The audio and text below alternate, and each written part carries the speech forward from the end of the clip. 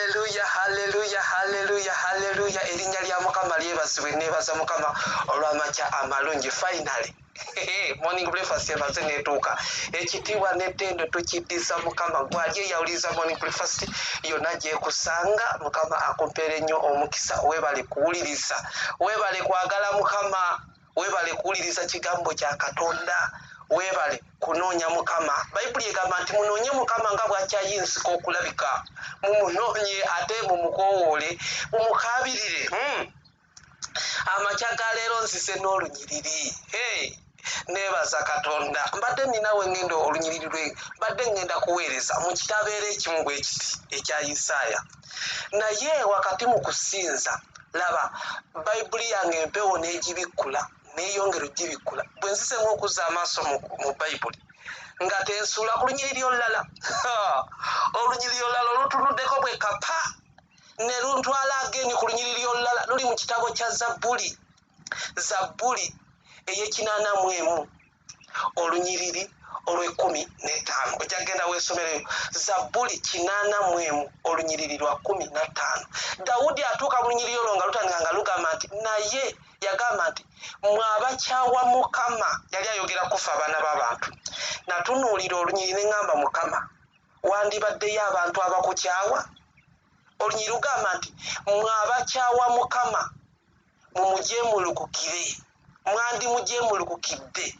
Means nti gwe wakyawa Mukama n'ojeemera Mukama. Ye Dawudi agamba wandijeemulukukidde Mukama n'otaddamu mujeemera na kumukyawa. Awo waliwo ebigambo ebitaddawo, naye nze omwoyo wa Mukama nandaga kino, n'ojeemera ani? Sitaani. Ekifo ky'okujeemera Mukama Katonda. Naye neebuuza ekibuuzo kyange nti ffe abaana b'abantu wandibadde tukyawa Mukama? Era wandibaddeyo omuntu yenna n'akyawa Mukama? Kibuuzo nkikulekera. Weewaawo Dawudi mu biro ebyo yali ayogera n'abaana ba Isirayiri, nkusookesezza eri oluvannyuma nk'olunyiriri luno, n'abagamba mmwe abakyawa Mukama mumujeemulukukire. Naye ne guno gwe mulembe ogulimu abantu abakyawa Mukama. Naye weebuuza ani yakutandika? Wajja otya wano? Wano oliwo ku bwani gwali eyo nga wakyawa Mukama? Wulira olunyiriri lw'ensi oluvudde mu Isaiah 45 verse 9. Ayina ey'Oluganda Isaaya essula ya 45 raza olunyiriri olw'omwenda lugambye bwe luti, zisanze oyo awakana n'omukozi we. Zisanze, oba kankyogere bulungi, zikusanze gwali eyawakana n'omukozi we oba omukozi we. Kati olunyiriri lugamba nti zikusanze oyo awakana n'omukozi we. Kitegeeza waliwo awakana ne Katonda eyamukola. Gwe ziba zikusanze gwe awakana n'oyo eyakola. Katonda is a Alpha and Omega. He's a beginning and he's a end. Ye yatandika omulimu omulungi gye tuli, era yatandika omulimu omulungi gy'oli, era yalina okugumaliriza. Kati gwe bw'otandika okuwakana naye,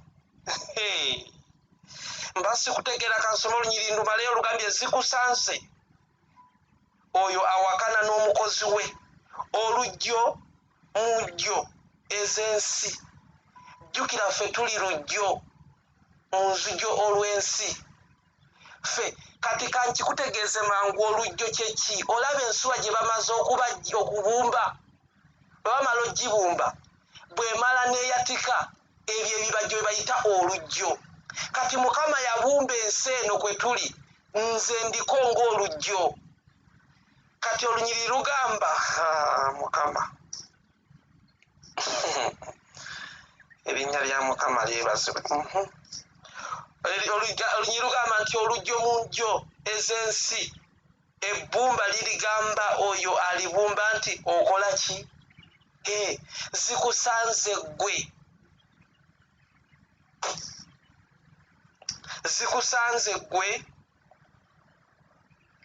Zikusanze oyo awakana n'omukozi, omukozi we. Kubanga kati Mukama ye yatubumba. Ffe tuli bikozesebwa bye. Kale kankikyusa amangu nti ffe tuli nga nsuwa ze yabumba. Naye ogenda okulaba ng'owakana n'oyo eyakubumba. ojja gamba wakana naye ebintu bingi byengenda okunnyonnyola byowakana ne mukama oba byobeereyo n'olaba ng'omuntu owakana ne mukama n'obutategeera mukama okumusinza n'omugulumiza bw'ogaana okikola obeera owakanye ne mukama kubanga mukama teyeetendereza teyeesinza teyeegulumiza kyova olaba yateekawo ggwe nange tumusinze tumugulumize bw'otakikola obeera owakanye n'oyo eyakutonda oyo omulimu gw'emikono gye gwoba owakanye naye kati olunyiri lwe lugamba nti zikusanze oyo awakana n'omukozi we olujjo mu nzijjo ez'ensi ffe tuli lujjo wano mu nsi mukama gye yawumba olunyiri lweyongere ne lugamba nti ebbumba ligamba litya ebbumba ligamba oyo eyalibumba nti okola ki ng'ensuwa bwetasobola gamba yagiwumba nti okola ki kyova toyina kujeemera mukama wadde okumuwakanya nakuwadde olunyiri olwasoose oluli muki mu Zabbuli y'ekirana mu olunyiri olw'15 lugamba mwabakyawa mukama kati akyawa mukama ndabira ddala nga boolaba olujjo ndabira ddala ng'ensuwa egamba eyagibumba nti nze sikwagala era ne wano olunyiri lugambye nti ebbumba ligamba oyo alibumba nti okola ki imagine ekibajje kiryoke kigamba akibajja nti gweokola ki kati gwe naawe awakana ne mukama bw'otandika okuwakana ne mukama mu nkola ze mu bintu bye ofaanana ng'ebbumba okubuuza alibumba nti okola ki kubanga nagambye katonda is a alpha and omega is a beginning and is a end ye yakutandika era yalina okumaliriza kati wakati ng'akulimu ali mu kukolamu wakati ng'oli wakati wano waali notandika omubuuza lwaki mukama akola bw'ati lwaki yantonda nga nze nina akabina katono oli muddugavu notandika okugamba naye lwaki nze ndi muddugavu nnyo notandika okunoonya ebyerusa nkusaasidde gwali eyawuliriza morning breakfast weewale nnyo okuba ngo ebbumba eribuuze yalibumba nti okola ki mu maaso ga katonda beera muntu omwetuwaze zikusanze era nkiddamu zikusanze oyo awakana n'omukozi we zikusanze gwe awakana n'eyakubumba ku makya ga leero olunyolooza nalumalayo waliwo wano ekibuuzo nti ebbumba ligamba oyo alibumba nti okola ki oba omulimu gwo guligamba nti tolina ngalo gw'osobola okugamba katonda nti lwaki kino kiri bwe kiti oba okuwakana n'oyo eyakubumba